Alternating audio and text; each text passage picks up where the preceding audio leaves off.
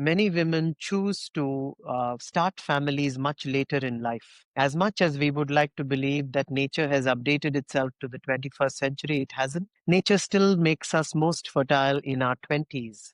But most women now are choosing to start their families in their 30s, of mid 30s and onwards. So 35 plus is often when women come. Our average age at the clinic is 37, 38. And that's a time when fertility has naturally declined. That's a personal choice. And we hear a lot more about it because of social media and everything else. But secondly, there are so many endocrine disruptors in our environment now, microplastics, hormone disruptors. Our milk is full of all sorts of chemicals that are pumped into the dairy. And we also have lifestyles that aren't supportive to fertility. So we like to work hard, party hard. So the circadian rhythms, the sleep rhythms are disrupted. Sleep is the number one positive factor when it comes to hormones, but if you don't pay attention to it, that can lead to hormonal imbalance. So these are the environmental sort of society we live in factors. And then there is the important factor of personal choice. And both together have made infertility much more common, and it is indeed on the rise.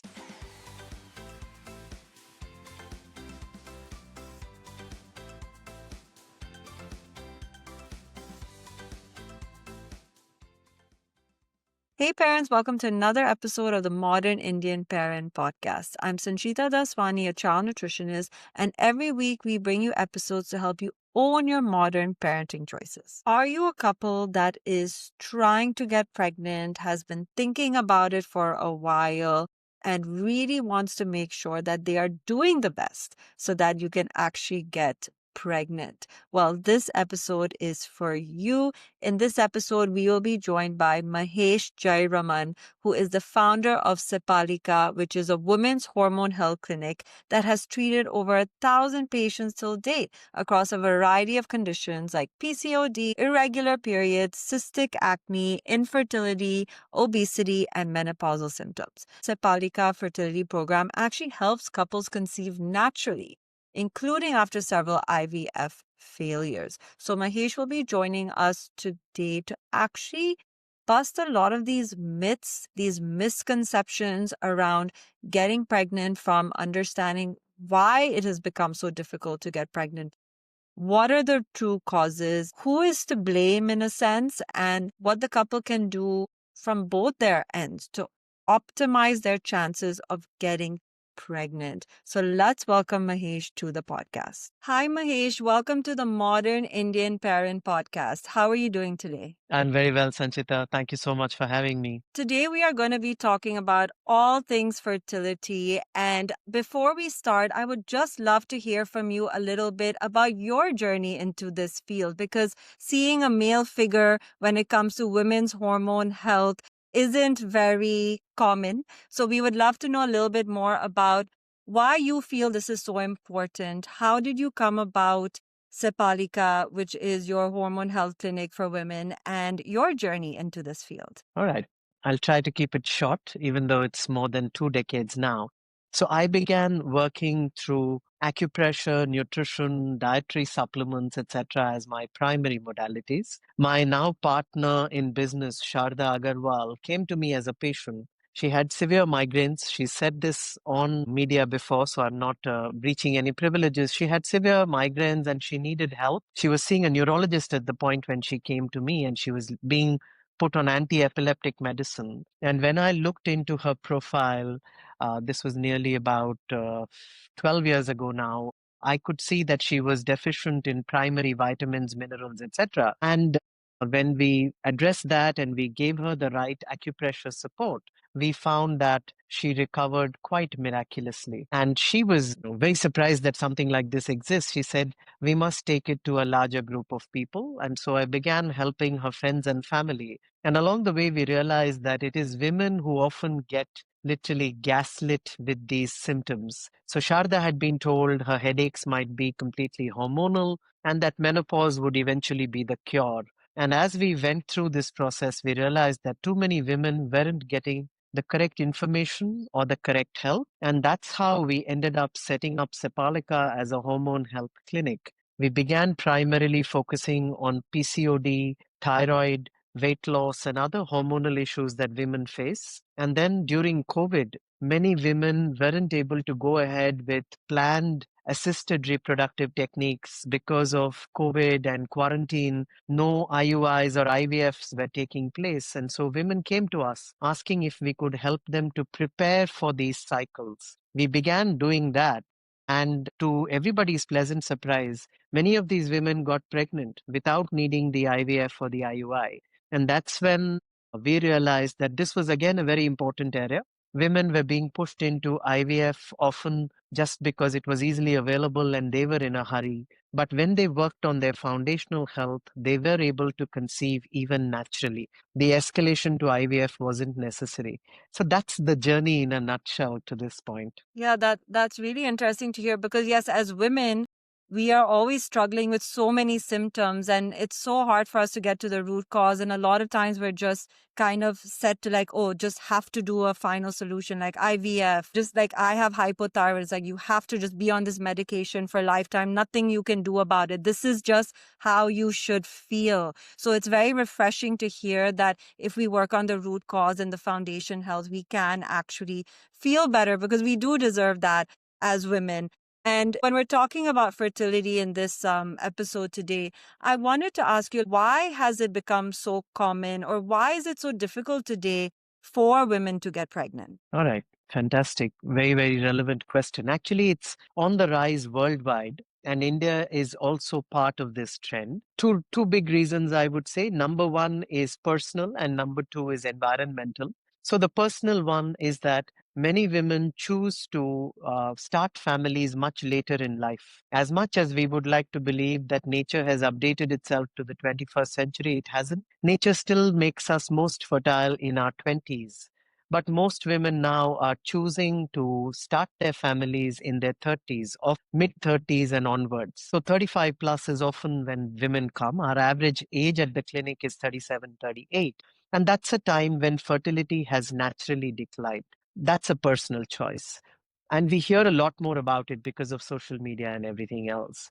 But secondly, there are so many endocrine disruptors in our environment now, microplastics, hormone disruptors. Our milk is full of all sorts of chemicals that are pumped into the dairy. And we also have lifestyles that aren't supportive to fertility. So we like to work hard, party hard. So the circadian rhythms, the sleep rhythms are disrupted. Sleep is the number one positive factor when it comes to hormones, but if you don't pay attention to it, that can lead to hormonal imbalance.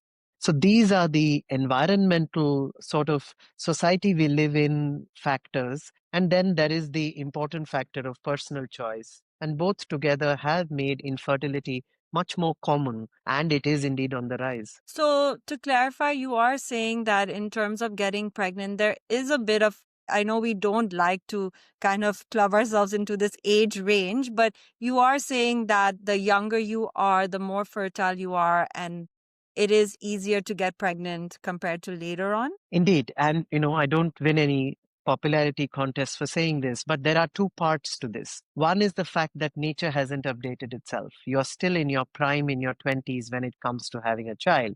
However, it is very much possible with today's technology, testing, and awareness that you can be a 35-year-old whose body behaves like a 28-year-old. And that is what is in our power. So the ability to eat right, the ability to have the right lifestyle, means that you can have a biological age that is 35 plus, but your internal age, your age of your cells and the age of your ovaries can look like it's in its late 20s or early 30s. That is still very much in our control. Right. So you're saying that we are most fertile in the 20s, but of course, if you take care of yourself, then even in your 30s, you are able to get pregnant. The chances can still be there, as we're seeing a lot of women are getting pregnant much later. And I think, yes, with social media, seeing celebrities like Katrina and all who are getting pregnant much later, it is happening. And the second factor you mentioned, which was the environment and the endocrine disruptors, I think this, like everyone knows now, we need to focus on food. But I think this is something that people maybe are not taking as seriously yet, which is all the stuff we use in our daily life. I mean, even when it comes to kids,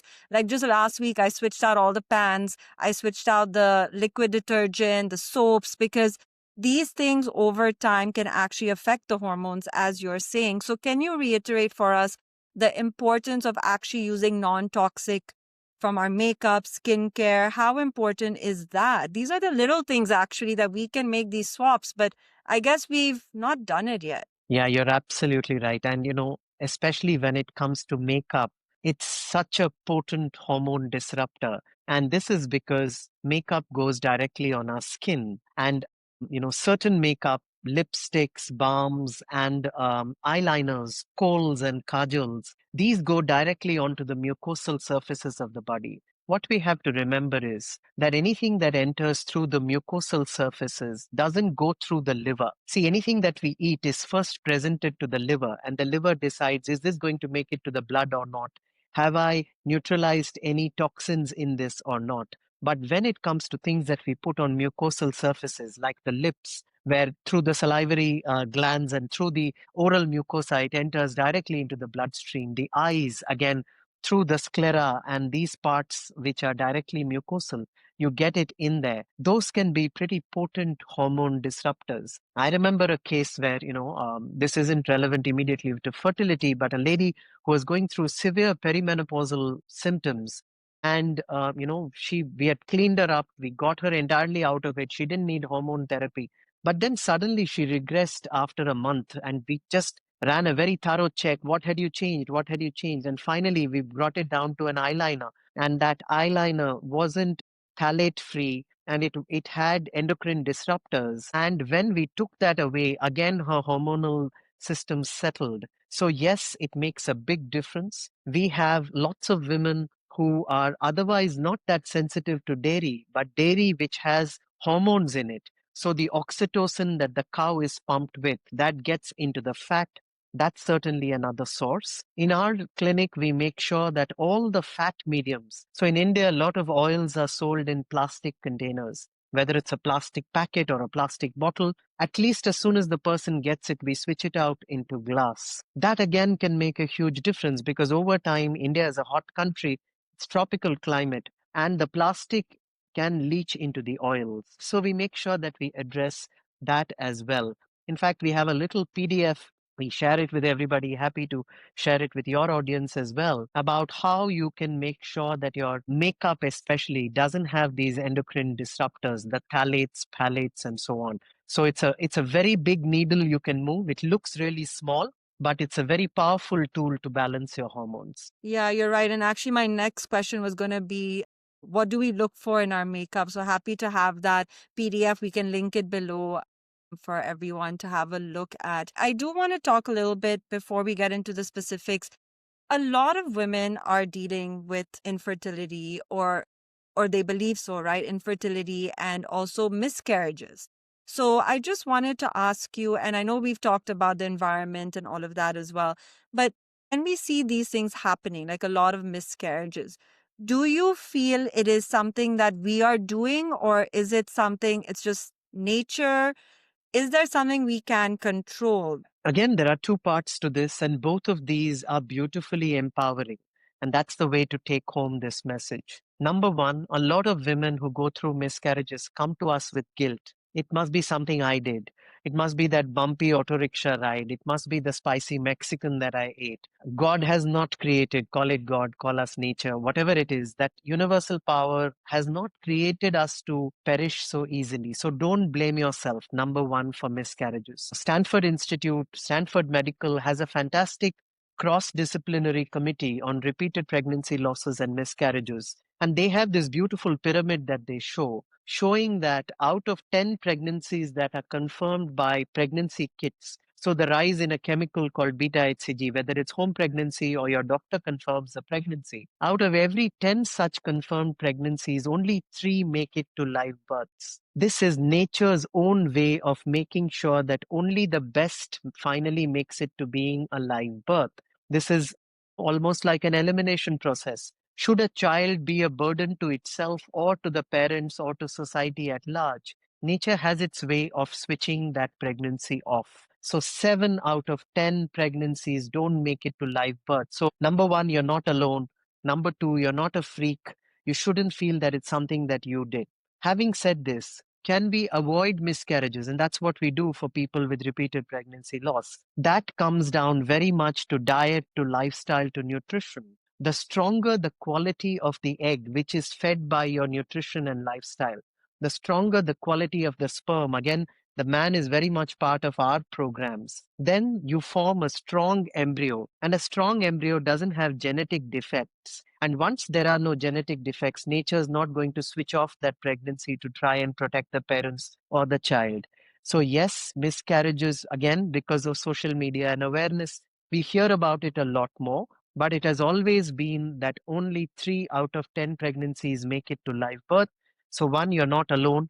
And two, you must very much plan for a pregnancy so that you have a high quality embryo that has a lower risk of miscarriage. Yeah, no, I think it's nice to hear that you're not alone and that, it is something that can happen and we shouldn't feel that guilt. But I think it's also then important for us to look back, or whoever has experiences, that what can we do better in terms of our lifestyle and nutrition. And there's no shame in saying that we can improve our health, and that's part of the journey. And, let's talk a little bit about getting pregnant. Now, when a couple decides to get pregnant or start trying, a lot of times they get confused because they're like, okay, we've been trying for 3 months. Should we try longer? Is there a time span you would suggest that they should try getting pregnant before they start looking into other options? Absolutely. And we have very beautiful large scale studies across nations, genetic types, etc. And all of it points to a standard thumb rule that we use.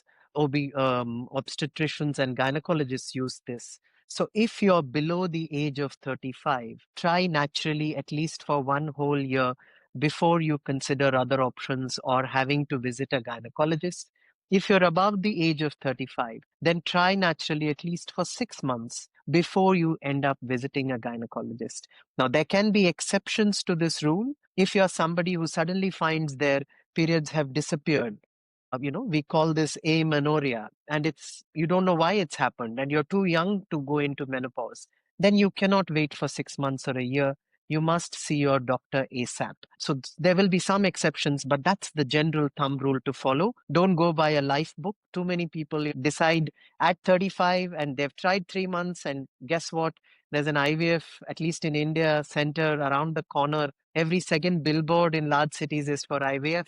So you end up sooner than you really needed to go to IVF. Right. And when it comes to the fertile window for women, just to clarify for everyone listening out there, there is that period in the cycle where women are most likely to get pregnant, right? Which is the ovulation period. So it's not that they can just get pregnant any time of the month. Yes.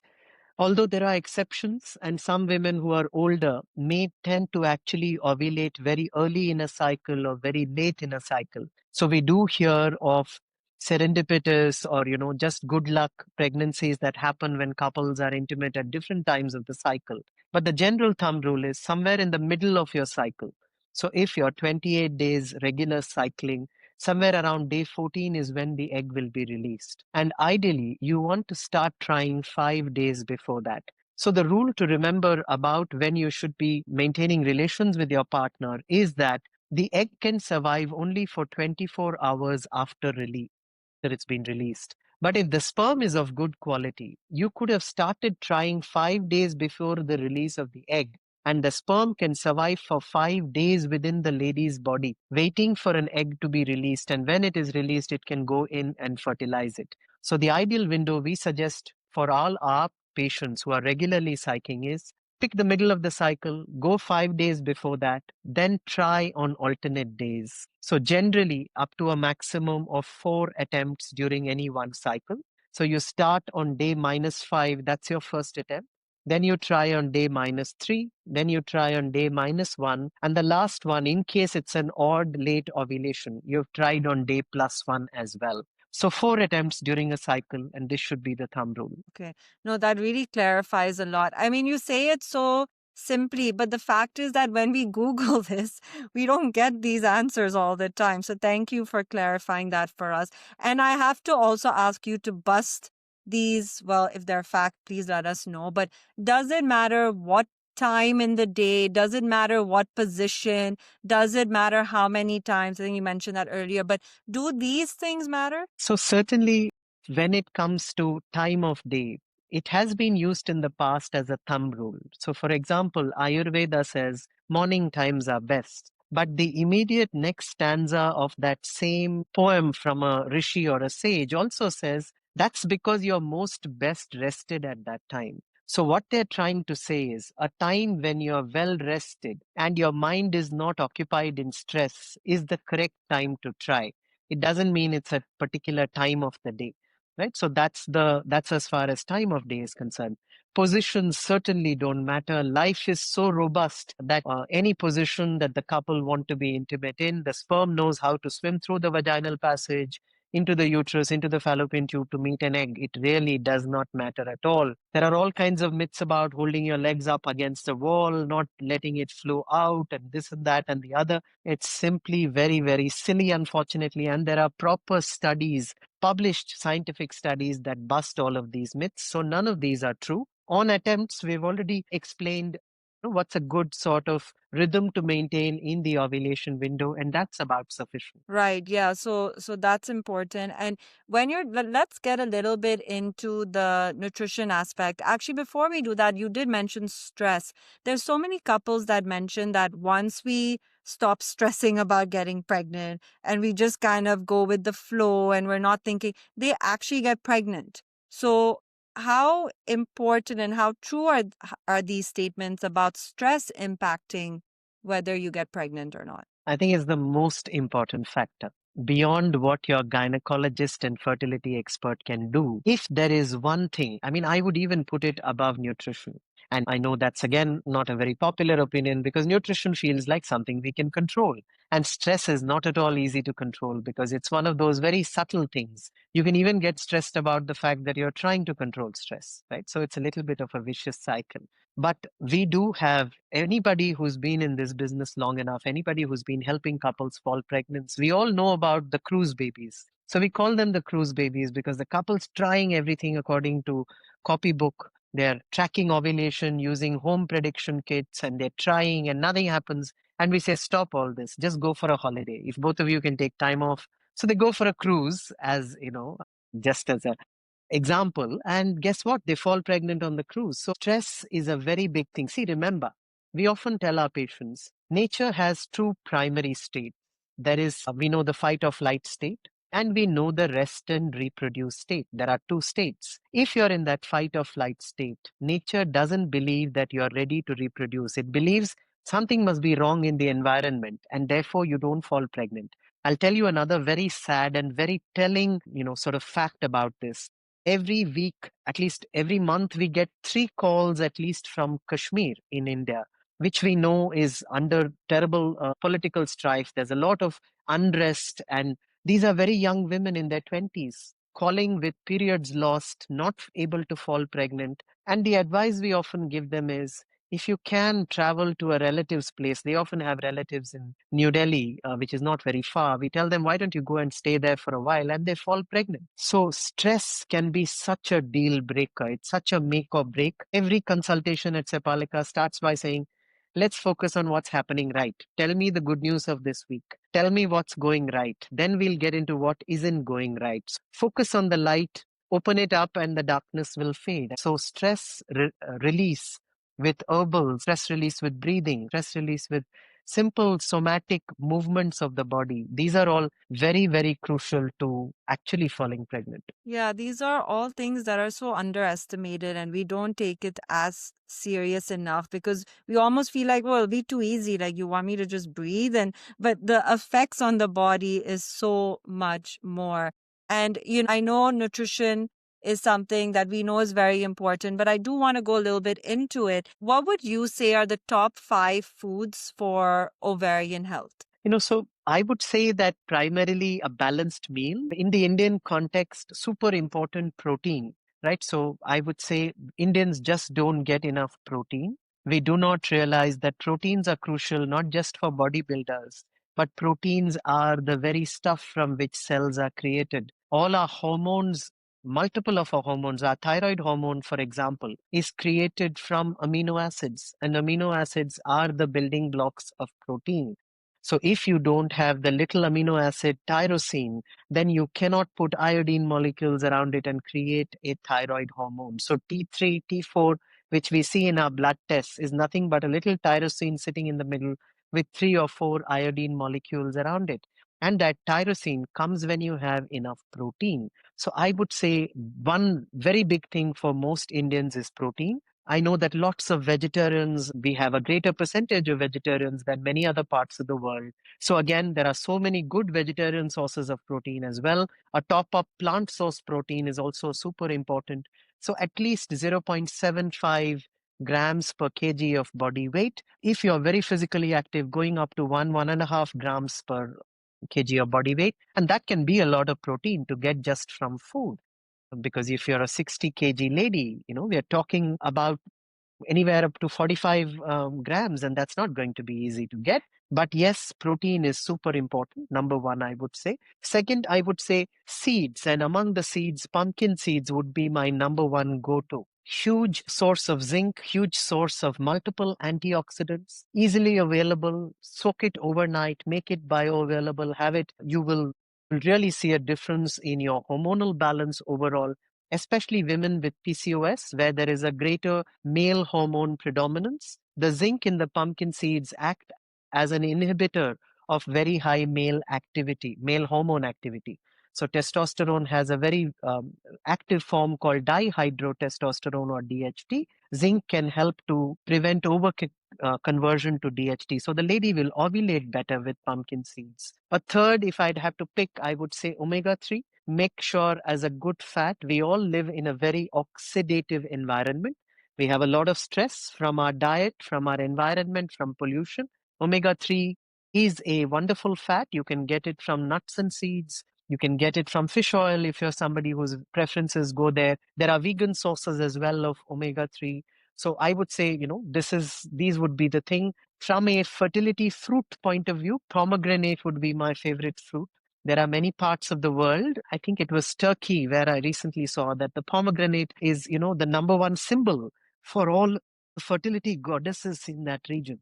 And the pomegranate is a wonderful antioxidant again, and it has many benefits for fertility as well. People can look them up. And if we need one naughty food that can actually be good for you, I would say it's dark chocolate. The magnesium, the flavonoids, the good quality cocoa.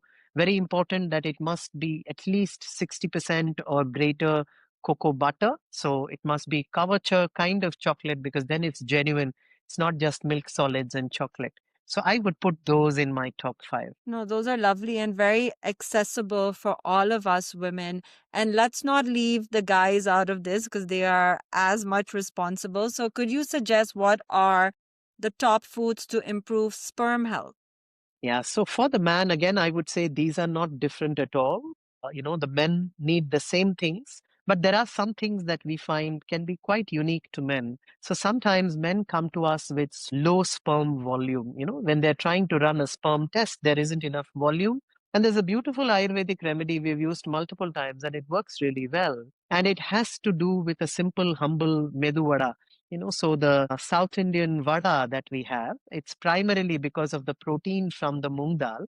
And you can have it, of course, as a moong dal khichdi, which is a much healthier option. But the moong dal is prized in Ayurveda as a superfood when it comes to sperm health. And this is something that, men should prioritize at least once a week, have a moong dal khichdi. The vada is what we kind of give them as a little carrot to get them into this habit so that they have the protein. But obviously, the moong dal khichdi is much better. That, and I would say moringa powder is again a wonderful superfood. When it comes to sperm motility, morphology, it can have a pretty sizable impact. Okay, amazing. No, those are things again it's obvious when we think about it, but sometimes we neglect these foods in our daily diet as well.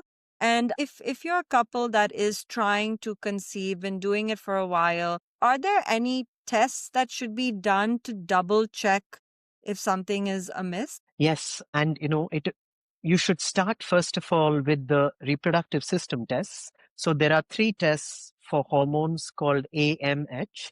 AMH is very popular these days. A lot of social media around it. My AMH is low, my AMH is high. What should I do? This whole fertility clock ticking business, but don't interpret it yourself. Just as a thumb rule, we can let you know that AMH in a lady who's fully fertile should be somewhere between 2 to 5. That would be a good range. Anything below 2, you may be facing declining fertility. Anything above 5, you may be facing PCOS or a tendency towards PCOS where there are too many immature follicles that are stuck in a middle stage of growth. And those are the follicles that secrete this AMH hormone. So it may be much higher than 5 in such women. So AMH is test number one. Two other tests are called FSH and LH. These shouldn't be interpreted by lay people. I'm afraid there's no good thumb rule to even give you. The one thumb rule that you can safely use is do it only on day 2 or day 3. Do all these three tests, AMH, FSH, and LH, only on day 2 or day 3 of your cycle. And the ratio between FSH to LH should ideally be 1:1. And FSH and LH should individually not be in 2 digits. So they shouldn't be above 9.9.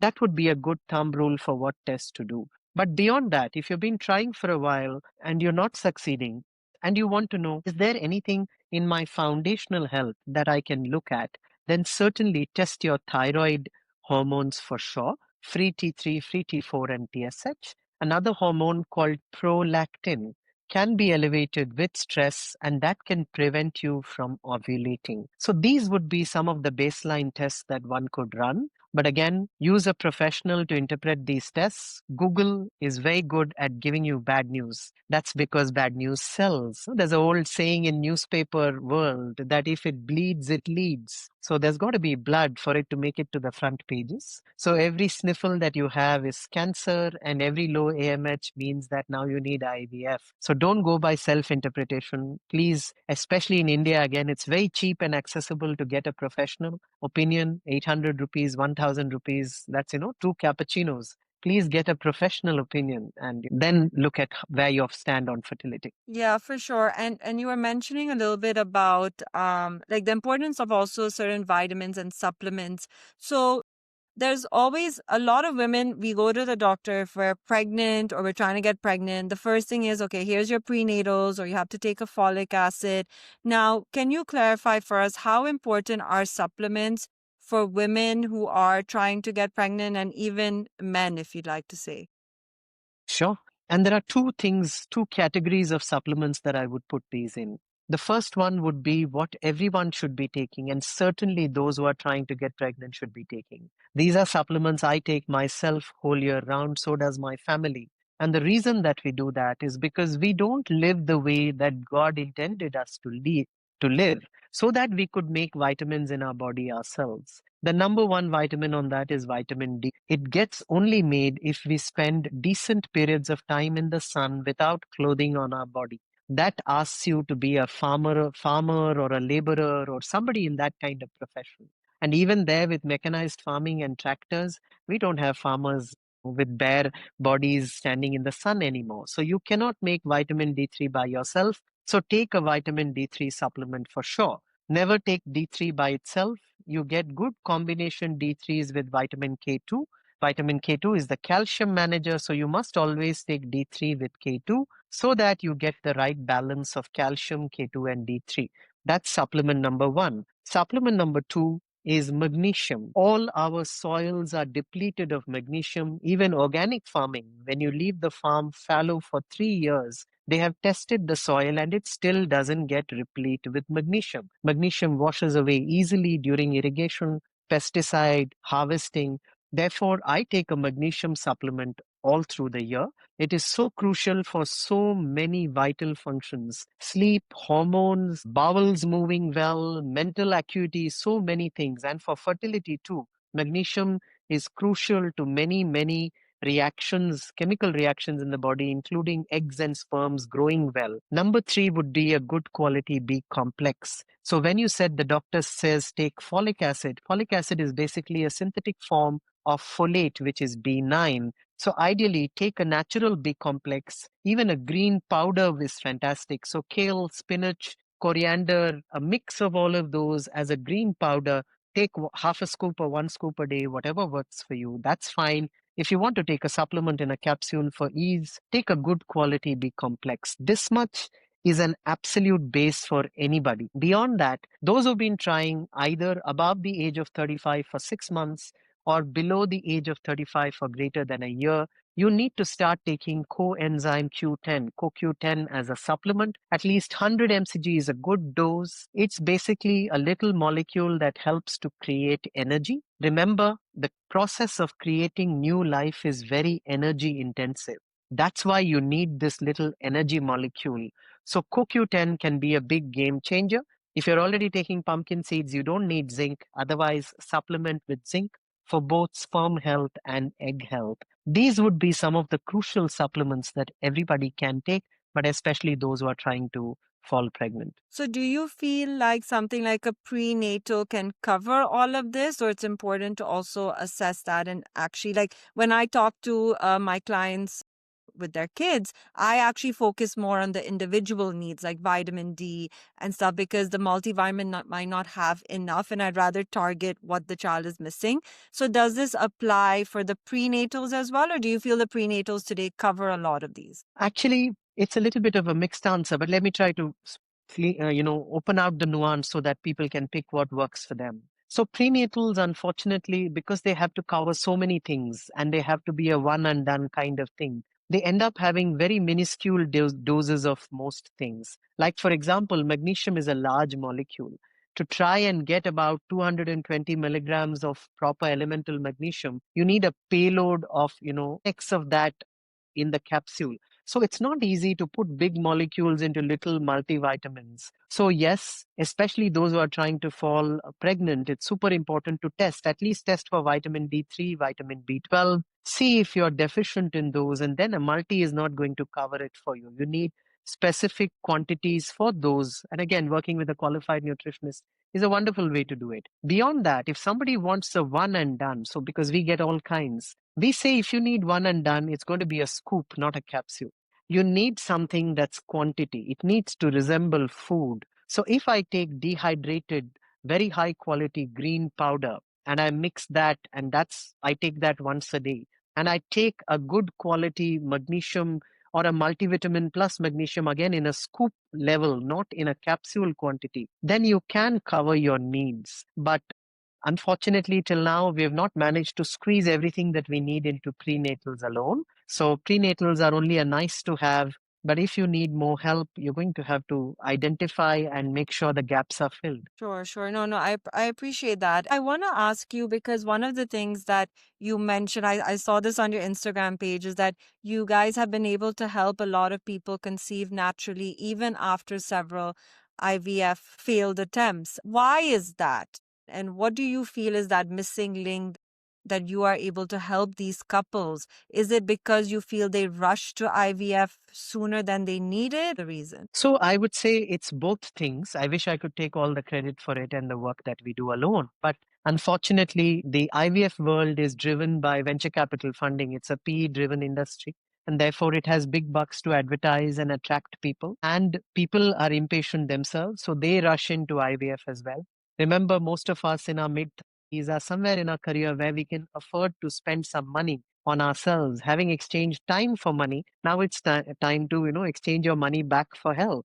So you do have the ability to afford an IVF round, which is about 1.5 to 2 lakh rupees in Indian currency. And that's not something that people balk at. They somehow feel that, it's going to get them there faster. The truth is, sadly, the good IVF doctors, the old hands, are the only ones who will tell you IVF is a 1 in 3 chance for an average couple. If you're younger, it can be as good for you as 1 in 2. But if you're older, it can be as high as 1 in 5, which means you need 5 cycles to have one pregnancy. And this is a nuance that nobody explains to you when you get into the IVF. And once you're there, you're being pumped with this and that and the other. And many times, unfortunately, in such couples, because of that same age factor and the way we have lived our lives, the foundations have been shaken. So they don't have enough D3, don't have enough B12. Most come with serious digestive symptoms. You would be aware of this as well as a nutritionist. But we do quantitative scales. We don't just ask them How's your digestion? We have medically approved quantitative scales on a scale of 0 to 5. How bad is your gassiness after a meal?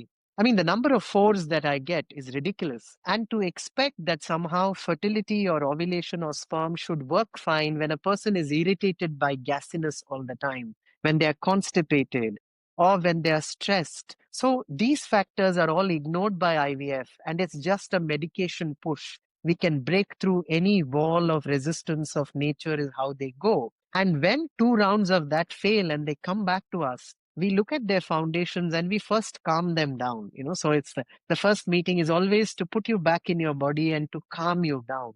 See, reproduction is such a natural thing. I often tell my team, ours is a very complex and a very simple project. It's very complex because so many systems are involved: sperm, ovary, egg, fallopian tube, this chemical, that chemical. It's quite complex. But I say we are the only work where nature has a vested interest in making us succeed. Reproduction is the only one where nature cares about you as an individual. If you have diabetes, sad to give you the bad news, nature doesn't care about you. It's your problem. You did a bad diet, go back, fix it, you will become okay. But nature cares about giving you a child because nature wants the next generation. So our job with IVF failed, as well as anybody who comes to us, is to align them back with nature. Eat healthy, eat right, eat at the right time, sleep at the right time, manage your stress well, and suddenly you're back in the way nature intended you to be. You're in touch with yourself, you're in a flow state, and reproduction is the natural outcome. We had a lady who had been trying for 13 years, 9 failed IVF rounds, and after in the fourth month on our program, she conceived naturally. She gave birth to her healthy first child. The second conception didn't need us. She only let us know after she conceived. She said, "Can you guys give me those mantras again that you use in pregnancy? I've misplaced them somewhere." And we didn't need to be there in the room. She just followed the same principles that she had learned for the second child. They have 2 children after 13 years of being infertile and 9 rounds of failed IVF across 3 large chains. So it's not, in some sense, it does look like what we are doing is magic, but we are just going back to the basics. We are putting it back, but we are doing it in a very science-based fashion. So we test all your vitamins, minerals. So for example, this gasiness person, we would test for digestive enzymes. We would test to see, are they absorbing protein well? What are the downstream metabolites of protein looking like? Blood urea, nitrogen, creatinine. How is all of that looking? So it is possible to combine the best of the East and the West and make this a very scientific yet holistic journey. And all the conceptions we've had, some people do have frozen eggs. They go back because they want to use them because they were frozen at a younger age. We had somebody who's just delivered twins at the age of 46. We had, embryos frozen from the time she was 39. So those cases, we optimize the person so that they're in the best health possible to receive that embryo. And again, the first cycle succeeds. So that's the beauty of aligning with nature. And that's why I think it Yeah. works. Yeah, no, that's so beautiful to hear. And just listening, because I feel like even if there's a couple that goes through IVF, I mean, if you are not physically and mentally strong and your body's balanced and eating the right things, that can also affect that being successful. From what I'm really understanding from this conversation is if you're trying to get pregnant or thinking about it, focus on your stress, focus on sleep, work on the endocrine disruptors, the environment around you. Of course, have a balanced meal. It's okay to do a blood test. It's okay to take those supplements. I know a lot of times we're like, we don't want to pop things in our mouth, but the fact is that it's the reality of the world today. And try and stay balanced. And what I wanted to ask you, the last question was, we speak a lot about hormones, and a lot of times we blame a lot of infertility on hormonal imbalances. But I know you mentioned a little bit about thyroid and the liver. So, what are the other parts that we should look at besides just hormones when it comes to getting pregnant? Yeah, I think that's a very, very wise question because other than just looking at, AMH and FSH, LH and ovarian reserve, if at all people get somewhere, they get up to the hormones and they think that's the be all and end all. What we have to remember is hormones are master keys. They open up cells and they make cells function well. But the function of the hormone itself is back to the basics. The creation of the hormones, which happens inside your body, is often just the food you ate, how well that was digested, how well that was assimilated. We touched upon the example of thyroid hormone, and how eating correct protein, digesting it well, creating that amino acid called tyrosine helps your body to make thyroid hormone and that will function well. Similarly, most women who come to us aren't aware. They've heard the term estrogen, progesterone, they've heard all these hormone names bandied about. They don't know all of these are created from cholesterol. So having good fats in your diet and digesting those fats well and making sure that those fats don't get used up to just manage stress, because stress hormones are also created from cholesterol. So the body has to make a choice. Here's the cholesterol, you ate the good fat, let's say you digested it well. Body has to choose, do I make adrenaline, noradrenaline out of this, or do I make estrogen, progesterone out of this? And that's the fight or flight pathway and the rest and digest pathway. So you don't have to worry about the hormones per se. You worry about what you're putting in your mouth, how well you're chewing it. Are you sleeping at the right time? Are you managing your stress well? Your body knows how to make the hormones. It knows how to make them function well. So focus on your foundations and you'd be surprised. Your hormones, your fertility, your energy Everything. levels, everything will just fix itself. Yeah, I think now we say it's not about what we eat, but how well we absorb it. That I think has become more important. And yeah, to finish off, I'd love to hear a little bit more about Sepalika. And if there's someone listening to this, when is the best time for them to reach out to you? Because I love how you guys also talk about just helping women and men actually feel their best in order for them to get pregnant. So would they reach out to you when they're trying, before they're trying, or if they're struggling? When is the best time? See, we get all kinds and we welcome all kinds.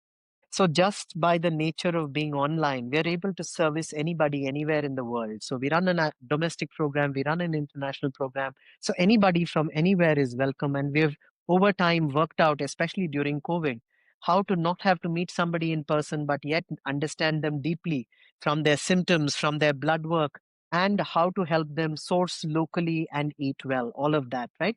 Now, ideally, my dream for Sepalika and for not just Sepalika, but anybody looking at fertility is anytime you're ready to fall pregnant, give your body 3 months. Get on to a proper eating, sleeping, resting regime. So, we run a 3 month program where everybody is welcome. There are intelligent couples who come to us and say, we don't have any problems, but we know that we are trying at 36 and 37. We want to pass on the best genes to our baby. Can you optimize us? And we work with them. We do testing. We show them how they've improved. And that's that cohort. And we get couples with failed who have just been, trying and they've been advised IUI or IVF and they don't want to go there.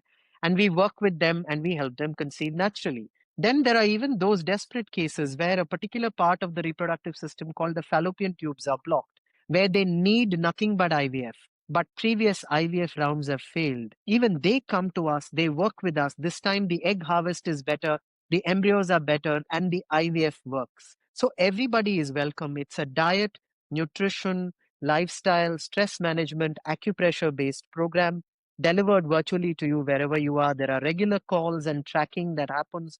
You can see your own progress. And what we, say half jokingly to people is the worst case outcome at the end of 90 days is you'll fit in your college jeans and you'll feel Yeah, like a young person again. And the correct. best case outcome is you will fit in your college jeans and you'll have a double line on your home pregnancy kit.